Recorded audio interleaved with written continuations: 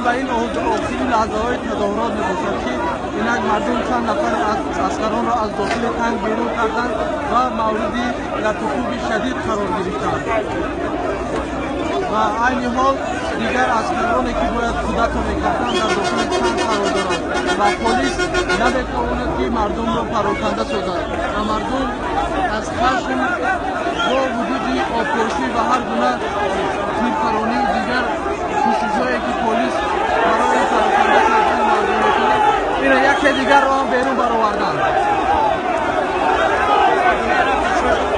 Asker bırakın ya.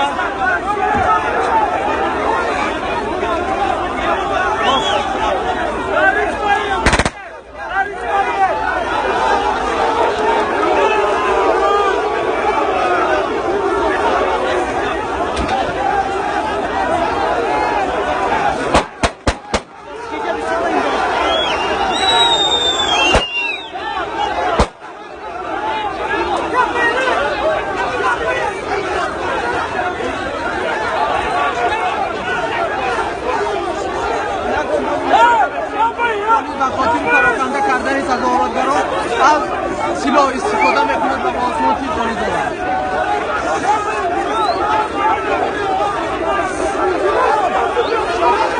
Çıkmayacaksın ha! Çıkmayacaksın! Bakın ne yapmışsın? Amcım oğlum! Ben bırakıyorum! Orospu çocuğu!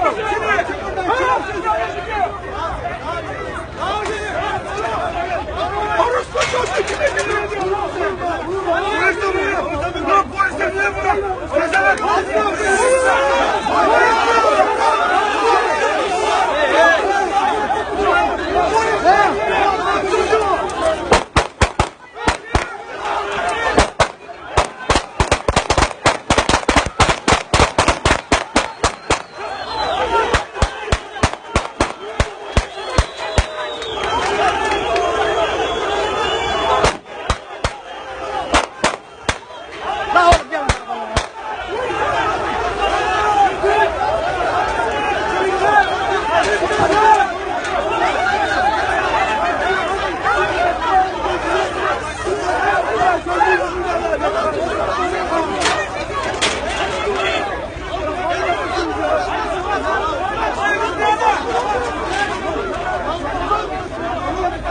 Kimi savunuyoruz? Kimi savunuyoruz ya? FETÖ'nün köpekleri.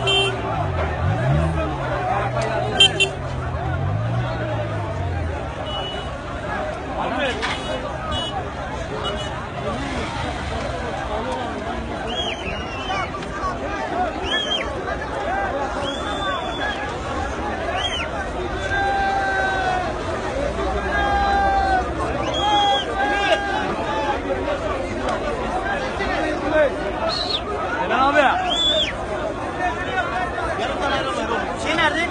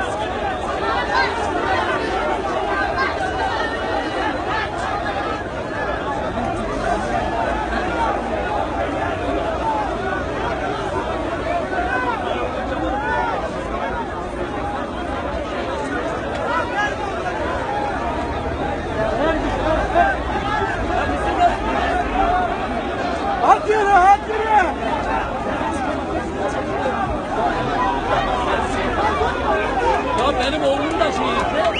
Bunlar